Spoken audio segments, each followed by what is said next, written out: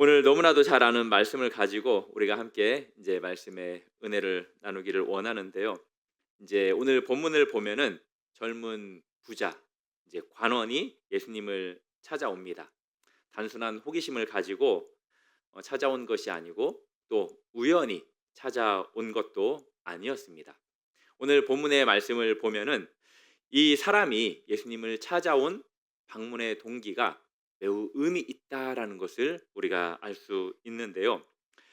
이 젊은 관원은 물질적으로나 도덕적으로나 그리고 이제 그 어떠한 것도 부족함이 없는 나름대로 탁월한 삶을 그렇게 살아가고 있었습니다.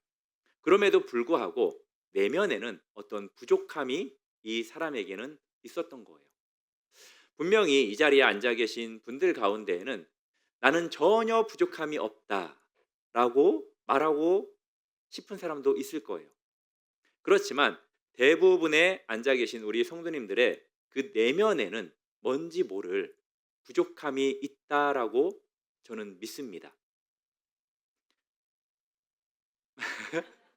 왜 그러냐면 보편적으로 제가 그러면 남들도 그럴 것이다라고 저는 생각을 해요. 이 사람이 이제 사회적으로도 상당히 존경을 받는 그러한 사람들이었어요. 많은 재물도 있었고요. 또 무엇보다도 하나님의 그 율법을 아주 충실히 잘 지키는 그러한 종교적인 삶을 살았던 사람이에요. 겉으로 보기에는 모든 것을 가진 그러한 사람입니다.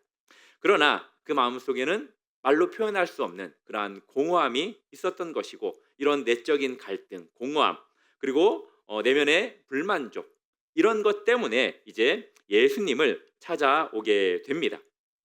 이제 이러한 내적인 갈등은 어떤 면에서는 그 세상적인 성공, 이것과 상당히 이제 괴리감을 느끼는 부분이기도 해요. 가끔씩 그러잖아요. 어떤 사람이 상당히 잘 살아요.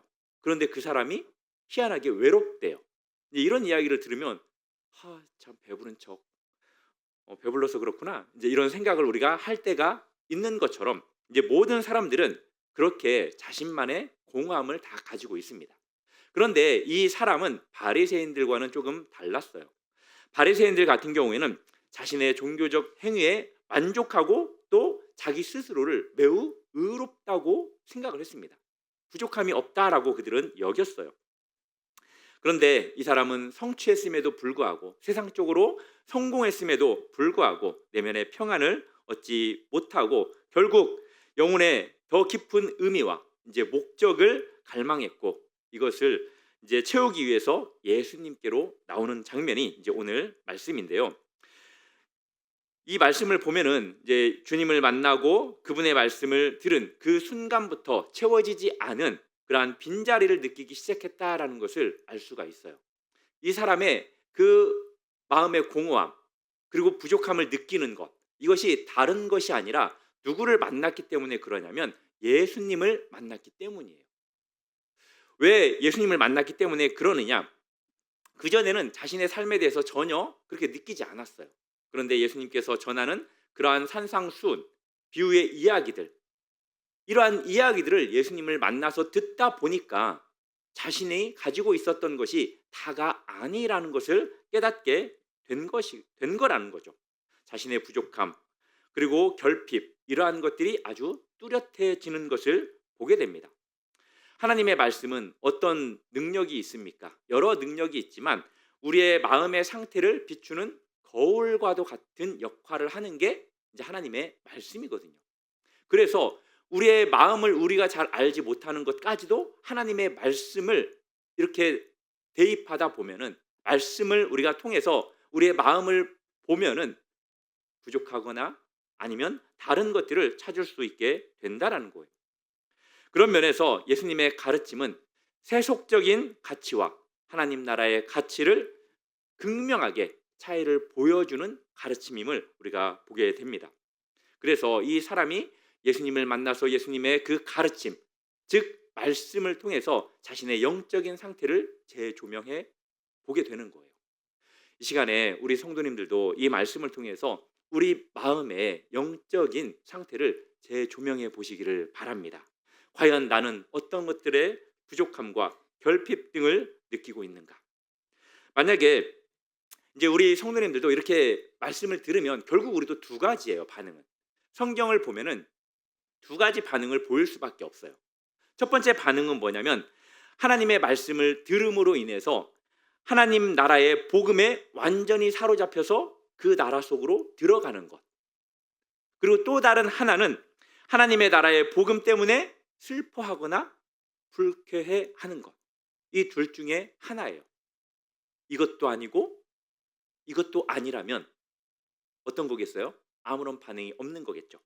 이게 아주 좋은 반응일까요? 그렇지 않은 반응일까요? 그렇지 않아요. 만약에 하나님의 말씀을 들으면서도 전혀 느껴지지 않는다, 깨달아지지 않는다, 내 마음에 아무런 반응도 없다, 이것은 결코 옳지 않다라는 겁니다. 이제 우리가 말씀을 통해서 계속 살펴보겠지만 결국 이 관원은, 젊은 관원은 하나님 나라에 들어가지 않은, 하나님 나라 밖에 있었던 사람의 모습을 보여주는 거거든요. 아무 반응을 보이지 않는 사람이라면 그럴 수도 있다라는 거예요. 그리고 가끔씩은 하나님 말씀을 들으면 그 말씀을 나에게 거울 삼아야 되는데 옆에 사람에게 막 거울을 비춰버려요. 그래도 안 됩니다. 두 가지 중에 우리 성도님들은 보편적으로 어떤 반응을 보이십니까? 하나님의 말씀을 들으면 내가 그 말씀을 깨닫고 하나님의 나라에 내가 들어가십니까? 아니면 그 말씀은 왜 이렇게 기분 나쁘지? 왜 나한테 하는 거지? 하나님의 말씀은 나한테 하라고 하나님이 말씀하시는 거예요. 나를 통해서, 저를 통해서 도구 삼아서. 믿으십니까? 그걸 저 집사나 저 권사나 저 장로님한테 대입하면 안 된다는 거예요. 이제 때로는 그렇죠. 이제 목사한테 강력하게 대입하기도 하는 분들이 있습니다. 이제 어찌 됐건 이 부자 관원이 와서 예수님에게 했던 질문은 그냥 아주 하찮은 질문이 아니에요. 상당히 의미 있는 매우 중요한 질문을 던집니다. 내가 무엇을 하여야 영생을 얻으리이까? 이제 이 질문은 이제 본인이 어떤 것을 해야 된다라는 이제 그 배경도 있지만 중요한 것은 영생에 대한 질문이라는 거예요. 영생에 대한 질문. 진지하게 자신의 운명에 대해서 고민하고 있었다라는 거죠. 이 사람은. 그런 면에서 우리 성도님들은 고민을 하냐는 거예요. 따놓은 당상이니까 고민을 안 하면 정말 잘하시는 거예요. 그렇지만 그 영생을 따놓지도 않았는데 고민도 안 한다. 그러면 이 시간 깊이 고민하시기를 주님의 이름으로 소망합니다. 일시적인 것이 아니라 영원한 것에 이 사람은 관심을 뒀던 것처럼 저와 우리 성도님들도 일시적인 것이 아니라 영원한 것에 관심을 두고 살아야 돼요. 이 사람은 현세의 번영과 성공을 넘어서는 더 깊은 삶의 목적을 추구하고 있었다라는 것을 알 수 있어요. 당시에 이제 많은 사람들, 특별히 이제 종교 지도자들조차도 어떤 생각을 가지고 있었냐면 현세의 축복과 번영에 대해서 많이 생각을 했습니다. 어떻게 하면 잘 먹고 잘 살까? 저의 생각이고 우리 성도님들의 생각이죠. 어떻게 하면 잘 먹고 잘 살까? 기승전, 부자, 물질, 이걸로 귀결될 때가 참 많이 있어요. 그리고 이제 일부는 로마의 이제 정치적인 그 압박으로부터 해방되는 것, 그거에 이제 관심을 두는 이 시대에 이 젊은이는 그래도 영원한 생명이라는 아주 근본적인 문제에 집중을 했었던 거예요. 많은 것들을 쌓았습니다. 많은 것들을 취했습니다. 사회적으로도 인정받는 그러한 사람이었어요. 그럼에도 불구하고 이렇게 생각을 했다라는 것, 이것은 결국 어떤 질문이냐면 나는 어떻게 살아야 하는가? 우리 성도님들은 나는 어떻게 살아야 하는가? 라는 그러한 질문들을 하면서 살아가십니까? 아니면 그런 질문 없이 살아갈 때가 더 많으십니까? 항상 우리는 아침이 되면 감사하시고 하나님, 내가 오늘 어떻게 살아야 합니까? 라는 이러한 질문도 우리에게는 필요하다라고 생각합니다. 그래야, 이런 질문이 있어야 하나님을 생각하고 또 그리스도인으로서의 삶도 생각하면서 삶을 살아가는 거지, 그런 생각이 없으면 그냥 하루의 그 일상적인 그 삶을 반복하면서 앞에 있는 그 문제만 해결하면서 살기에 급급한 삶을 살아갈 때가 참 많이 있다라는 거예요. 이 사람이 이렇게 이제 예수님 앞에 나오는데 이 사람의 그 나오는 모습을 보면은 참 주님에 대한 그 경외감, 그리고 자신을 자신의 진정성을 가지고 주님 앞에 나오는 것을 보게 됩니다. 이 사람이 예수님 앞에 나올 때 어떤 모습으로 나오냐면 달려옵니다. 그리고 예수님 앞에서 무릎을 꿇어요. 이 모습은 참 열정적이면서도 어떤 면에서는 겸손한 모습이라고도 볼 수 있어요. 우리가 주님 앞에 예배 드리러 올 때 오늘 어떤 모습으로 나오셨습니까? 과연 이 모습으로 나오셨습니까? 마지못해 나오셨습니까? 주일날에는 어떻습니까? 이런 모습으로 나올 수 있기를 바랍니다. 주님이 보고 싶어서, 주님께 예배 드리고 싶어서, 주님의 말씀을 듣고 싶어서 달려와서 주님 앞에 무릎 꿇고 귀 기울이고 마음 열어서 하나님의 그 말씀, 은혜의 말씀을 붙들고 하나님 앞에 기도해야 되겠다라는 그러한 마음을 가지고 주님 앞에 나와야 은혜 받을까 말까 한데, 그렇지 않으면 어떻겠냐는 거죠. 이 사람의 그 내면에는 엄청난 갈증이 있었어요. 갈망이 있었어요. 그래서 지체하지 않고 행동을 바로 옮겨서 예수님이라는 그 기회를 잡기 위해서 나왔습니다. 이 사람은 그저 그냥 저 같은 사람이 아니에요. 약간 지위가 상당히 있는, 제가 자주 사용하는 그 단어가 약간이라는, 좀 이런 단어를 많이 사용하는데, 상당히 높은 지위를 가졌던 아주 높은 사람인데, 이러한 사람이 공개적으로 누군가의 앞에서 무릎을 꿇는다는 것, 이것은 아주 사회적으로 이례적인 행동인 것을 우리가 이제 보게 됩니다. 이 사람이 예수님에게 어떻게 부르면서 질문을 던지죠? 선한 선생님이여 라고 하면서 질문을 던집니다. 예수님이 어떠한 분인가라는 것을 나름 이렇게 인정을 한 거예요. 아주 높은 권위와 도덕적 탁월함을 가지신 분으로 그는 인정합니다. 그렇지만 이러한 열정적인 접근 그리고 겸손한 태도에도 불구하고 이 젊은이는 예수님의 가르침에 온전히 순종하지 못하고 결국 어떻게 합니까? 떠나버려요. 이제 그 이유를 우리가 살펴보겠는데, 참 안타까운 게 아예 주님 앞에 안 나오고 그냥 사는 사람이, 저는 이런 사람보다도 덜 불쌍한 것 같아요. 가끔씩은 신앙생활 정말 잘하다가 어려운 시험 당했다고 주님을 떠나는 사람, 이런 사람들은 너무너무 불쌍해요. 차라리 믿지를 예, 그냥 마음껏 살다가, 이제 참 어떤 면에서는 그런 사람들은 정말로 인격적으로 주님을 만나지 못했거나, 아니면 이제 주님이 그 사람을 이제 온전히 구원한 그러한 백성이 아닐 수도 있다라는 그 생각에 참 불쌍하다는 생각이 많이 들거든요. 제가 이제 가끔씩 이제 한두 번씩 예를 들었는데, 진짜 우리 성도님들 어려운 일이 없을 수는 없어요. 특별히 우리 청년들 힘든 일이 안 생길 수는 없습니다. 정말 죽고 싶은 그런 마음이 들 때가 있을 거예요. 왜? 라는 단어가 수없이 하나님 앞에 하고 싶은 말이 입에 가득 담겨질 그러한 상황이 와요. 그때는 어떻게 해야 된다고요? 하나님은 하나님이십니다. 인정하시기를 바랍니다. 그리고 하나님을 경외하십시오. 하나님은 없어. 하나님이 계시다면 나한테 이럴 수 없어. 뭐 하나님이 뭐라고? 자기한테 하나님이 어떤 분인데 감히 그런 말을 할 수 있어요? 절대 우리는 그런 말 할 수 없어요. 하나님께서 나를 불쌍히 여기고 긍휼히 여겨 달라고 하는 것, 그거밖에 없는 거지. 우리가 하나님한테 한 게 뭐예요? 우리 성도님들이 하나님한테 한 게 뭡니까? 우리는 그런 말을 할 자격이 1도 없어요. 아니 0.00001도 없다라는 사실을 기억하시고, 그런 때일수록 더 납작 엎드려서 하나님은 하나님이십니다. 하나님의 주권을 내가 인정합니다. 제발 나를 불쌍히 여겨달라고, 긍휼히 여겨달라고. 그래서 주님의 그 긍휼을 입는 게 세상 표현으로 장땡이지 다른 게 장땡이 아니에요. 이 젊은 부자가 왜 예수님의 가르침에 떠났을까요? 크게는 두 가지예요. 뭐냐면 하나는 예수님께서 말씀하시지 않은 내용 때문에 이 사람이 떠났어요. 이 부자 젊은 관원이 상당히 종교적으로도 많은 것들을 이렇게 성취한 사람입니다. 율법을 잘 지켰던 사람이에요. 그렇기 때문에 이가 예수님 앞에 나아가서 이 질문, 내가 무엇을 하여야 영생을 얻을 수 있겠습니까? 라고 했을 때 아주 간단한 그냥 추가적인 과제만을 아마 듣기를 원했던 것 같아요. 이 성경을 보면은.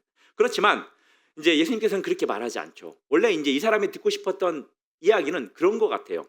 내가 지금까지 정말 잘해왔다. 이제 내 능력으로 할 수 있는 간단한 일, 그거 하나만 더 한다면 너는 영원한 영생을 얻을 수 있을 것이다 라는 이 말을 예수님한테 듣고 싶어라 했었는데, 그런데 예수님은 전혀 그런 이야기를 하지 않아요. 이 사람의 도덕적 업적을 칭찬하는 대신에 그가 가장 소중히 여기는 것을 포기하라라고 아주 급진적인 요구를 하는 것을 보게 됩니다. 그러면서 사람으로는 할 수 없으되 하나님으로는 다 할 수 있느니라 라고 그렇게 말씀을 하셔요. 이 이야기에 저도 그렇고 아마 우리 성도님들도 저는 놀랐을 거라고 생각을 해요. 그렇지 않습니까? 제자들도 놀라요. 그러면 누가 구원을 얻을 수 있으리요? 라고 제자들이 질문하죠. 이제 이 상황을 보면은 이제 크게 두 가지예요. 인간 중심적 종교와 하나님 중심적 복음. 이것의 본질적인 차이를 드러내주고 있거든요. 인간 중심적인 종교와 하나님 중심적인 복음의 본질적인 차이. 그러니까 우리는 내가 무엇을 할 수 있는가, 이것을 생각하기보다도 하나님이 무엇을 하실 수 있는가, 이것을 더 생각해야 돼요. 믿으십니까? 내가 할 수 있는 것 많다라고 생각하시는 분은 천만의 말씀 만만의 콩떡이에요. 제가 주일날에는 이런 용어를 잘 안 씁니다. 이제 금요일날이라 쓰는데, 우리가 할 수 있는 것은 정말 별로 없어요. 그런데 하나님은 못하심이 없어요. 그 좁은 문, 낙타가 들어갈 수 없는 그 문조차도 하나님은 낙타를 통과시킬 수 있다라고 저는 믿습니다. 사람은 아무것도 못하지만 그렇게 할 수 있어요. 자력으로 구원을 얻겠다, 이것은 불가능합니다. 은혜로 구원을 얻을 수밖에 없어요. 인간의 노력과 하나님의 역사의 차이를 이 사실을 통해서 우리에게 이제 가르쳐주고 있는 겁니다. 그리고 하나님은 우리가 무엇인가 조금의 개선을 통해서, 이 사람은 조금의 개선을 통해서 영생을 얻기를 원했지만 하나님은 그 조금의 개선을 우리에게 바라지 않아요. 조금의 개선을 바라지 않으면 뭘 바라실까요? 전부를 바라세요. 전부의 개선, 완전히 바뀌는 것, 완전한 변화, 그것을 하나님께서는 요구한다는 거예요.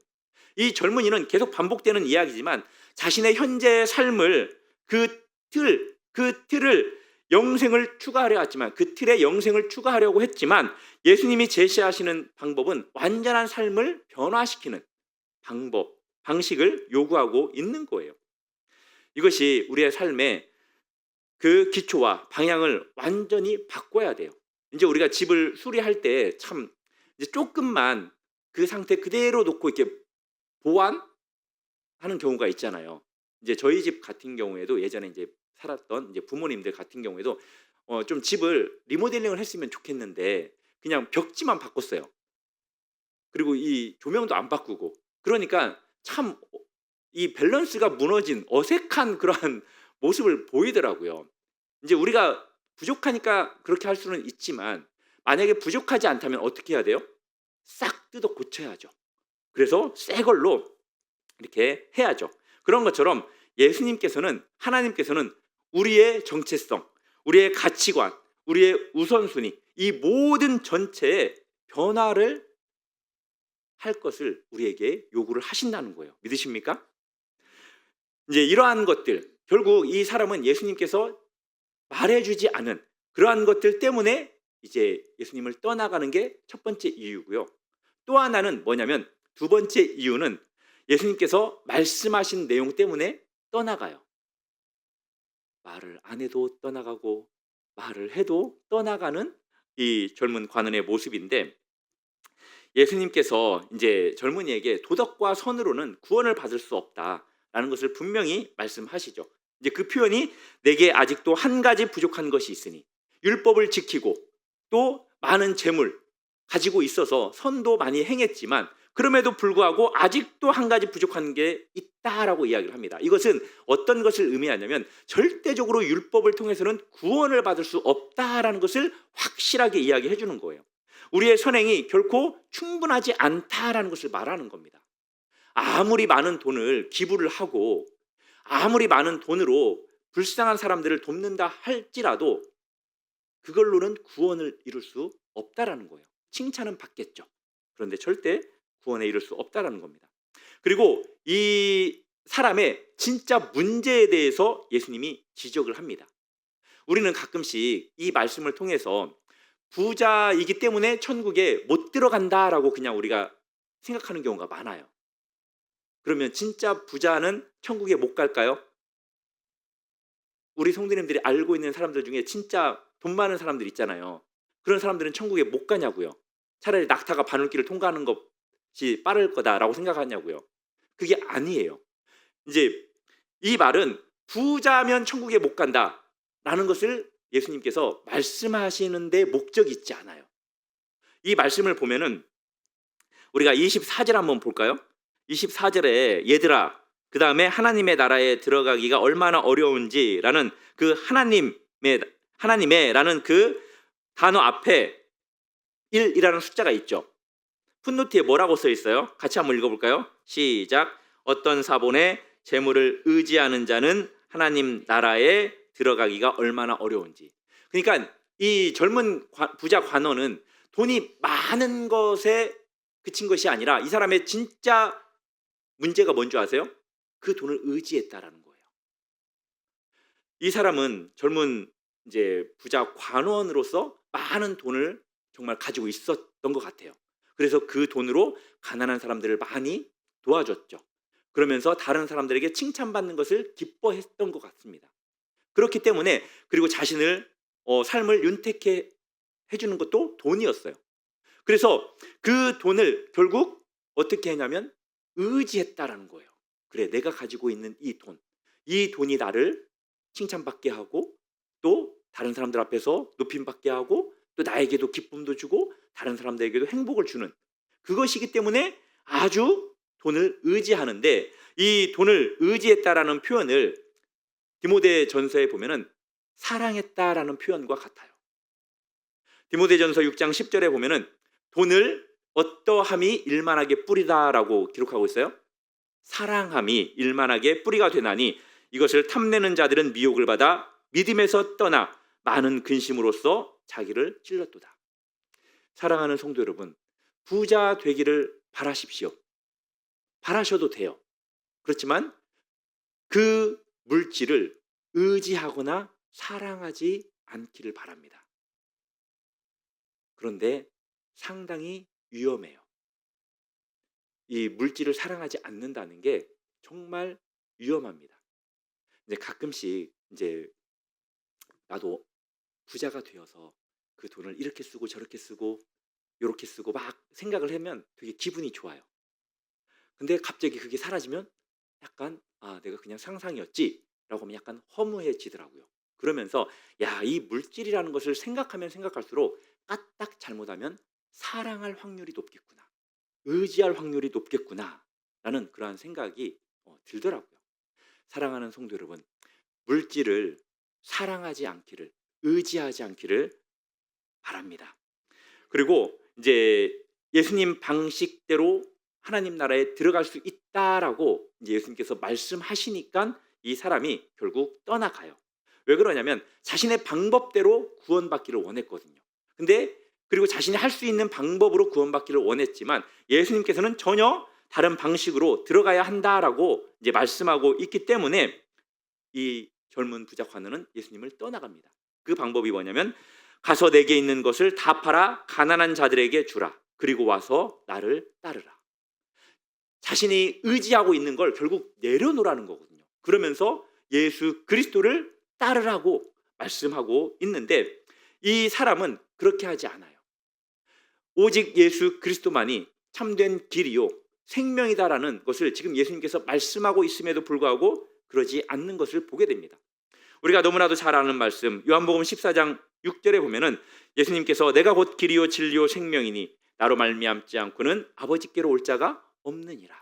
라고 분명히 말씀하셨습니다. 그리고 십자가를 짊어지고 예수님을 따를 것을 요구하셨어요. 그런데 이 사람은 십자가를 지는 걸 원하지 않았어요. 사랑하는 성도 여러분, 우리가 주님을 따라가려면 그냥 따라가는 게 아니에요. 그냥 편하게 아주 캐주얼하게 주님을 따라가는 게, 주님을 따르는 게 절대 아닙니다. 무엇을 지고 따라가야 돼요? 십자가. 그래서 신앙생활이 행복하면서도 힘든 거예요. 그리고 힘들면서도 아주 행복한 게 신앙생활이에요. 우리에게 준 그 십자가, 그 십자가를 짊어지고 계속해서 주님을 따라가면 결국에는 주님께서 우리의 그 십자가를 벗기시고 생명의 면류관, 영광의 면류관을 우리들에게 주실 것을 믿으시기를 바랍니다. 십자가가 언제까지 짊어져야 할지, 왜 지금까지 내가 이 십자가에서 벗어나지 못하는지 마음이 어려울 때가 분명히 있을 거예요. 그렇지만 분명히 끝은 있습니다. 그 끝은 있어요. 그리고 하나님께서 기쁨과 감사와 영광의 시간을 분명히 저는 허락해 줄 거라고 믿어요. 이 밤에 저희 머더 이야기를 짧게 하자면 40년 넘게 그 십자가를 짊어졌습니다. 그랬더니 하나님께서 자비와 긍휼을 베풀어 주셔서 그 십자가를 내려놓게 하시고 그 무거웠던 그 십자가가 이제는 디딤돌이 되고 또 붙드는 팔이 되어서 어머니가 살아가고 있거든요. 참 얼마나 감사한지. 하나님께서는 결국 그렇게 해주십니다. 우리를 하나님께서 사랑하시기 때문에 그 십자가를 변화시켜서 나중에는 우리에게 도움이 되도록 만드는 것을 그렇게 목도하게 될 것이에요. 믿으십니까? 이 시간에 말씀을 드려서 하나님께 영광을 돌리기를 원하는 마음인데요. 저희 아버지께서 6주 동안 이제 병원에 입원을 하셨었습니다. 이제 중환자실에도 갔었고, 저는 아버지가 이제 하나님이 정말 불러가는구나라는 것을 처음 느꼈었어요. 그런데 오늘 퇴원을 하셨어요. 하나님께서 이제 아버지를 회복을 시켜 주시는데 저는 못 걸을 줄 알았어요. 정말로 이제 마른 뼈처럼 정말로 죽어가는 그러한 나무 가지처럼 이제 아버지가 보였었거든요. 그런데 이제 기도하고 또 어머니께서도 이제 기도를 하셔서 그 마른 나무가지 같았던 그 아버지에게서 이제 싹이 나는 것 같은, 다시 일으켜 주실 것 같은 이제 그런 하나님이 이제 믿음과 소망을 이제 주셨거든요. 이제 그래서 이제 그런 기대만 가지고 저도 있었어요. 그랬다가 이제 계속 기도를 하는데 결국 하나님께서 이제 좋은 이제 변화, 조금씩 회복을 시켜 주셨고 이제 어머니하고 잠깐 대화를 나누는 그러한 시간이 있었어요. 이제 누나하고 동생이랑. 그래서 이제 같이 이야기를 하다가 이제 그런 그래도 이제 이야기를 좀 해야 될 것 같아서 나도 이제 그런 마음으로 기도를 했고 좀 하나님께서 그런 마음을 좀 주셨다. 그렇게 이제 참 감사하다. 이렇게 이야기를 했더니 저희 머더께서 이야기를 하시더라고요. 당신도 기도를 하셨는데 하나님께서 이제 아무 말씀도 안 하시더래요. 이제 좀 기도를 하면 우리가 응답 받을 때도 있고 응답 받지 않을 때도 있잖아요. 그래서 아무 말도 안 하셔가지고 진짜 어머니도 하나님이 이제 진짜 데려가나 보다라고 이제 그렇게 생각을 했었대요. 그런데 기도를 계속 하다 보니까 하나님께서 살려주겠다라고 이제 이야기를 하셨대요. 이제 왜 살려주느냐? 너를 위해서 내가 다시 살려주겠다라고 이제 그렇게 이야기를 하셔서 우리 가족 모두가 정말로 하나님께 감사하고 영광의 박수를 이렇게 올려드리면서 이렇게 흐뭇하게 이제 헤어졌다가 오늘 이렇게 퇴원을 하셨는데 결국 하나님께서 사랑하는 사람을 위해서 하나님의 큰 은혜를 베풀어 주신다는 것을 믿으시기를 바랍니다. 우리가 그렇게 사랑을 받는 존재라는 사실을 믿으시기를 바랍니다. 그리고 우리가 기도하는 것 하나님은 절대 외면하지 않으세요. 안 듣는 분이 아니세요. 하나님은 기도를 들으십니다. 추가적으로 한 가지만 더 말씀을 드리자면 이제 어머니가 기도를 했는데 살려주겠다. 그런데 2번만 살려주겠다라고 하셨대요. 만약에 다음에 저희 아버지가 아파서 제가 내려가면 아마 우리 아버지는 하나님의 부름을 받을 확률이 99.999%가 될 거예요. 몇 번이나 하나님이 살려주셨거든요. 아버지를. 어머니 때문에. 그렇게 무거운 십자가를 정말 40여 년 짊어지고 사셨었어요. 그랬다가 이제 하나님이 그렇게 은혜와 자비와 긍휼을 베풀어 주셔서 지금 살아가고 있습니다. 사랑하는 성도 여러분, 우리가 주님을 떠나면 절대 우리의 삶은 비극이라는 사실을 알아야 돼요. 주님을 떠나면 우리는 아무것도 아닙니다. 이 사람이 결국 영적인 진리를 깨닫지 못함으로 인해서 주님을 떠나가게 되는 것을 보게 됩니다. 선한 선생으로 알았지만 구원자로 인식하지 못했어요. 예수님이 내가 나를 선하다 일컫느냐, 하나님 한 분 외에는 선한 이가 없다. 내가 바로 그 하나님이다 라고 이렇게 비유적으로 은유적으로 가르쳐주고 있지만 이 사람은 전혀 알아채지 못합니다.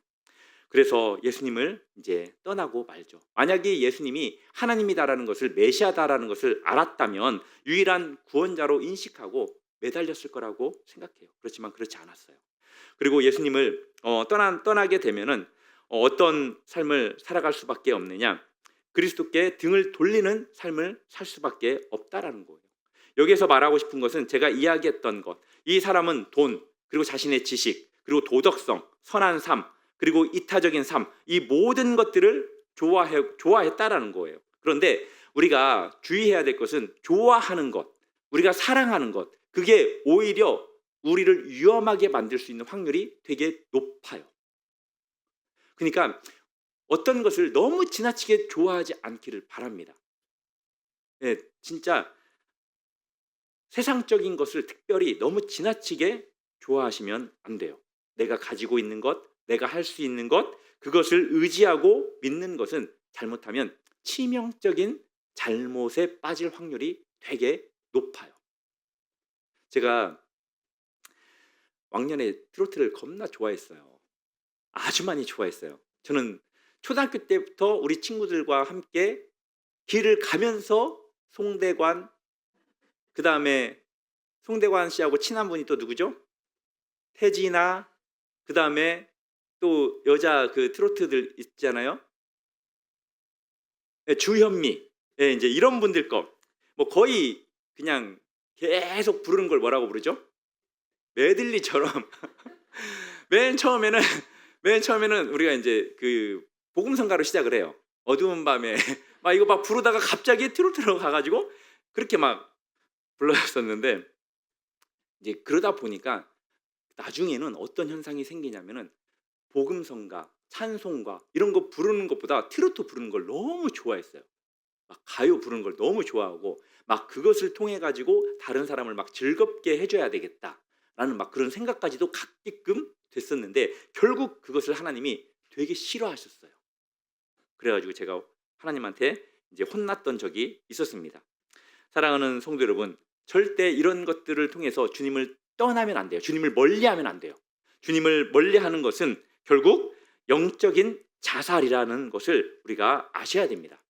그리고 이 사람이 떠남으로써 땅의 보화는 그대로 유지를 했지만 하늘의 보화는 전혀 얻지 못했다라는 것을 알 수 있습니다. 슬픈 기색을 띠고 이 사람이 근심하고 떠나갔죠. 하늘나라에 하늘에서 보화가 내게 있으리라라고 하나님께서 약속했지만 그 약속의 가치를 전혀 인식하지 못했습니다. 영적 부유함보다 물질적 부유함을 선택했지만 그 선택은 결국 그 사람에게 깊은 슬픔만 가져오게 됐다라는 것을 우리가 볼 수 있습니다. 사랑하는 성도 여러분, 내 보물이 있는 곳에 내 마음이 있다. 우리 성도님들의 보물이 예수 그리스도가 되기를 주님의 이름으로 축복합니다. 말씀을 맺겠습니다. 오늘 이 부자 관원의 이야기는 결국 진정한 부자가 누구인지를 가르쳐주는 말씀이기도 한데요. 하나님 나라의 진정한 부는 물질이나 성취가 아닌 예수 그리스도 자신이에요. 영생은 우리가 얻는 것이 아니라 예수 그리스도를 통해서 선물로 받는 것이 영생이잖아요. 우리의 모든 소유와 성취 이러한 것들을 내려놓고 오직 예수 그리스도를 따를 때 비로소 우리는 이 땅의 부가 아닌 하늘나라의 그 보화를 얻게 될 것입니다. 그리스도 안에서 참된 부와 영원한 영생의 안식을 소유하시는 저와 우리 성도님들이 되기를 주님의 이름으로 축복합니다. 그 예수님을 우리가 따르는 거룩한 신부가 되기를 원합니다.